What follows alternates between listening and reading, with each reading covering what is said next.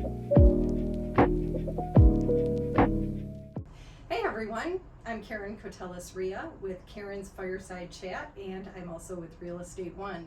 Today I'd like to introduce to you, and he really doesn't need a whole big introduction because he probably looks familiar if you walk through downtown Rochester. Here is Nathan Hamood. He is the owner of Dessert Oasis Coffee Roasters. Well, I know you're the president, so Sure. You know, president's really official. A lot of fancy titles, Yeah, right? yeah, and maybe the CEO too. Yeah, I wear a lot of hats, honestly, right? You're running the place. That's why we often just kind of would, throw that title in there because it was like, it covered enough things. Yeah. Sometimes it's fixing a broken piece of equipment too. Sometimes it's actually managing company finances. It's all across the board. You've got a big role. Sure, so a lot of hats for sure. I'm sure. Well, thank you for being here. Well, thanks so much. Yeah. You're very welcome. So I have been in your establishment here in the Rochester location many, many times. I think last week it might have been 3 mornings in a row. Right on. So I love it. I've been going there for years, and even before you were in this location, you were further down the street on the corner. Wow. Right on, yeah. Yeah. So tell me, how did you guys get started? Totally. So yeah, we started back in 2009, family business. So it was really just me, my parents, and my sister were the only employees. We started at the downturn in the economy, right? 2009 was kind of a crazy year to open a business, but largely in a lot of ways felt like also, kind of the time to do it at the same time. Yeah. It's sometimes like the worst times to do things are kind of like, well, we might as well try our hand at this now anyway. Yeah, we got our start really small. The idea was really just to have some desserts. We would have live music and a place for the community to really kind of gather. The business model wasn't super fleshed out, and it wasn't a super long-term, timeline laid out for exactly what we would do going forward. The idea is that it would kind of stay small, give my sister a place to play music. She's a touring musician now, lives in Nashville, and is doing some really amazing things, but back then was 16, looking to play at bars and stuff, and kind of realized that there weren't a ton of community gathering places that were more of a listening crowd and stuff like that. So seemed like really kind of a cool opportunity in that sense. And my mom was looking to go back to work, figured it would be something the family could just do together. So yeah, I started working there after school and on weekends, and just really kind of fell in love with the world of business and the coffee world specifically. So really wanted to do more with our coffee program. I would go to my dad with these profit analysis charts on, I was 13 at the time, so it was kind of funny. But, I was just like, I thought it was really interesting stuff, and I was in like a business class in school, and I was like, I could utilize some of these, spreadsheets and stuff I was learning about. It makes it more relatable. Yeah, right? Totally. When you've got a business and you're studying business and you're like, well, I know. You know actually what to apply it to, right? It's not like some fictitious business that you're trying to make up in your head and try and put some reason to it. Totally. So I think I was really kind of fortunate in that, in order to, to be able to have that experience at that time, to know that it was something that I could actually see myself doing. So yeah, eventually convinced my parents to let me get this it was a Ronco rotisserie oven that had been converted to a drum roaster, and started roasting coffee in that, just learning, wherever I could, YouTube videos, going to different conferences, talking to people in the industry. And it started to get some attention in the local industry, at least, or local community, because, craft coffee was still a pretty new concept back in 2009. People know what a pour over is now. Back in 2009, I had no clue. Yeah, I walked in there, I'm like, a pour over. Dumping water on it? Yeah. So, it was kind of just a really cool time and place for those pieces to start to come together. Around that time, as we started to pick up a little more attention for that, we sort of rebranded, we opened in the new location.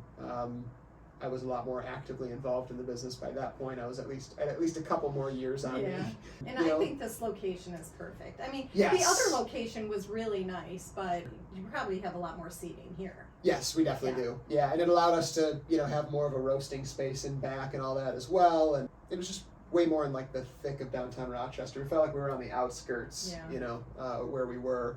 There's some really great businesses down at that end of town now, but back then, there wasn't really as much down there. It was really struggling at the time, and watching your establishment open up, I remember my husband and I were like, ooh, that's such a great idea, but that place, It's a tough that location, Yeah. and we'd still go in there, but certainly once you moved this way, it was more in the thick of it, as you Right said, on. and you know, we just, even if we're like heading into a restaurant nearby and after dinner we want to go in and have a dessert, a lot of times I won't even have dessert at a restaurant, I'll just go to your place. Sure. So, which is probably something you like to hear. We do like to hear that, Yeah. and it's something that's really cool because we've never felt like, I think a good business should be a piece of the community and not like so competitive with the community.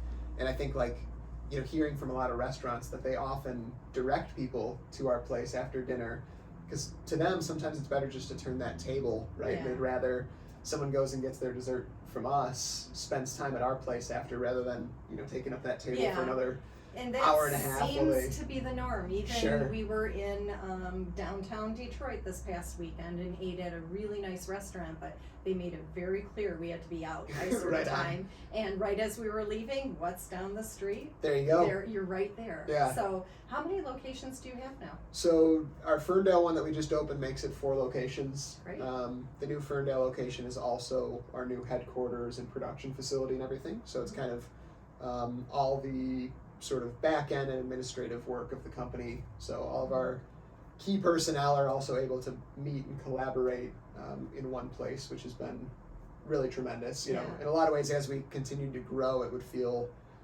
somewhat disconnected, because other than emails and phone calls and seeing each other in one of the shops here and there, you had someone working out of the Detroit store this day, someone working out of the Rochester store this day. The energy of having more of our team all in one place, or a place that they can at least come together for certain meetings and stuff, has just been really a cool thing for sure. I'm sure. Now, where's your 4th location then? That's in Ferndale. Yeah. Oh, so Ferndale, Rochester, Royal Oak and Detroit. in Yeah. Royal Oak. Okay. Yeah, so okay, Royal got Oak it. is obviously real close to Yeah. the Ferndale one. Yeah, nice. Had it not been for the fact that it made sense for a headquarters there, we maybe wouldn't have opened a location so close. But yeah. it I think was a you're good gonna do central fine. location. Sure. You'll Yeah. do okay. Well, thanks. Yeah, it's been Yeah. it's been going really well so far, which has been really cool. The community support in Ferndale has been really awesome, because it's actually almost more of a residential area that we're in Ferndale. On Hilton, Yep. right? Yeah.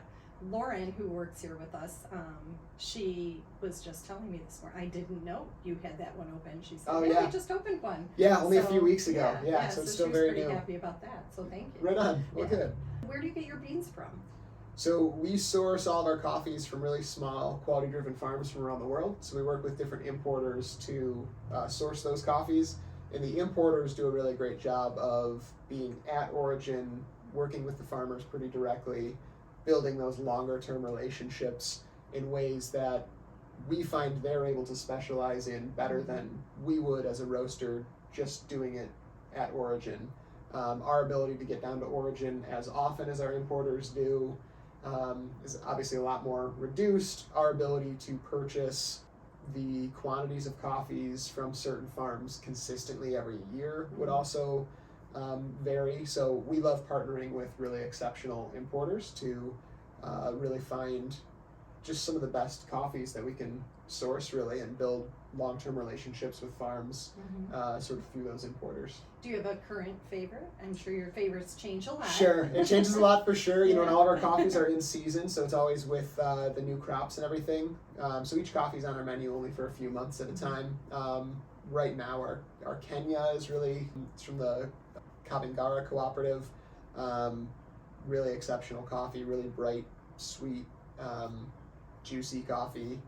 Yeah, I mean, it's hard to choose a favorite, I'm honestly, sure. but It's like choosing your favorite dessert too. It's Right. they're all so good. yeah, and Yeah. for different Yeah. reasons, right? Different coffees will have such different sort of, flavor palettes in general that, certain, our Guatemala is a coffee that, on certain days might just be like, I'm more in the mood for that coffee, Yeah. right? It's a Yeah. little bit softer in its approach, less juicy, but still nicely sweetened, like nicely balanced, Yeah. Nice. Yeah. So you also you're still doing open mic night, right? We are, yep. I just rhymed a lot when I Yeah. said that unintentionally, but I love that. Yeah. I am in no way a musician. I have no artistic talent whatsoever, but I will go in there and I'll watch your father and he really gets into it. Yes. So he's, you know. Yeah, my dad's been hosting the open mic in Rochester, and he's been having a blast with it. Yeah. Do you have, we were talking to somebody a couple of weeks ago or last week about this, and he has a younger child, I think an 11 or 12-year-old, that was interested in, you know, the music industry and just kind of getting out there. And I was mentioning this, but I didn't know if that was too young or not for, you know, any age limits for that. Play open mic. You know, we don't necessarily have like a policy age limit. Yeah. I mean, yeah, we really love open mic being an opportunity for people in the community just to get a chance to, you know, play at a place, practice some stuff, work out some new music they're working on. You know, a lot of paid bar gigs and stuff, a lot of times they're not wanting to hear a lot of originals and things like that. They just want to hear covers because that's what their customer base wants to hear. We've always really tried to encourage originals and for songwriters to be able to work out some of their new music and things like that. Well, what I really can appreciate is your father would encourage musicians to come up and talk about how they have improved over even the last few weeks. Yeah. And I thought that was really cool. I mean, I can't really relate to that part of it very much, other than he was so encouraging and he would notice a difference. Sure. So, and I'm sure, you know, that also helped with your sister in getting started years ago. Totally. And boy, she was very talented. I haven't seen her around lately, thanks. but she's in Nashville, so she is. Yeah, she's fantastic. actually just up here on the leg of a tour. She was playing UFO Factory in Detroit. I hadn't seen her live in quite a while. Yeah. But yeah, so it was really cool to hear. You know, back in the day she was like just acoustic and stuff. Now it's more full band, kind of much more electric. You know, and just really awesome stuff that she's been doing lately. Oh, that's wonderful. So, do you have a vision? Do you see the company? I know we were talking before we started this on air, but you know, there's such a thing as growth, and then there's not so good growth. Sure. And you've been slow to grow, which it's been a little bit more calculated. Do you have a plan or a vision in mind for more growth in the near future? Absolutely. Yeah, to us, growth should only be for the, you know, goal of having the resources to better do the things we want to do and be the things we want to be as a company. Create more opportunities for our team to further their careers in coffee, to invest in them, to do more and take on more in the company. You know, all things that we couldn't do with a single location. Things that are hard to do at 2 locations become easier to do at 3 locations, but still there's so many things that can be done beyond that. So to us, trying to grow the company for those reasons and for what it allows us to do to further improve our product and what we do is our goal, right? Yeah. So if that growth ever feels like it's not meeting those ends, right? If it's actually impeding that, then we're growing for the wrong reasons. Yeah. And to me, it's important to really kind of pump the brakes and make sure that our growth is really calculated and is actually achieving what we're setting out to do with it. Yeah. Well, as a fellow business owner, I can truly appreciate that. For sure. We see a lot of different things in the community, and you guys have been nothing but a fantastic asset. Well, thank you. So we're very glad to have you.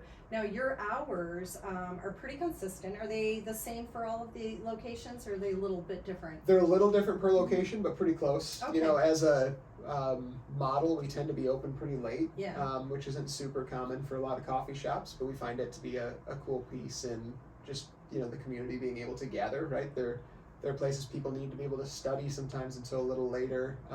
So yeah, I mean, in Rochester, we're 7 a.m. to 10 p.m. most nights, 11 on Fridays and Saturdays. Royal Oak, 7 to 10. Detroit, 6 to 9, and then 10 o'clock on Fridays and Saturdays. Ferndale's our earliest, just because it's, you know, the headquarters location in a more residential area, but that's 7 a.m. to 8 p.m. So, Yeah. you know, relatively within a couple hours of each other. So no matter where you are, Yeah. whatever time it is, almost anytime, you can find Honestly, Dessert Oasis. yeah. And we try to be go there for you at whatever, you know, whenever we can be. Yeah. Well, thank you so much for coming in, and we will also include your website with all the locations for our viewers to see. And thank you so much. We're Absolutely. so glad to have you. Yeah, thanks so much for having me. I'm sure I'll see you before the end of the week. That'd be great. Having another coffee. That'd be great. We appreciate the support. All right, so I'm Caron Koteles. Thank you very much, Nate, for joining us from Dessert Oasis Coffee Roasters here in downtown Rochester, a place that I have kind of grown up with a little bit, and I love it. And so if you get a chance, go there anytime, but Mondays, I think it's 8 o'clock is the open mic night, Yes, or somewhere around then. So stop by anytime, and I'll probably see you in there too. So thanks for joining us. I'm Caron Koteles Riha. Don't make a move without me.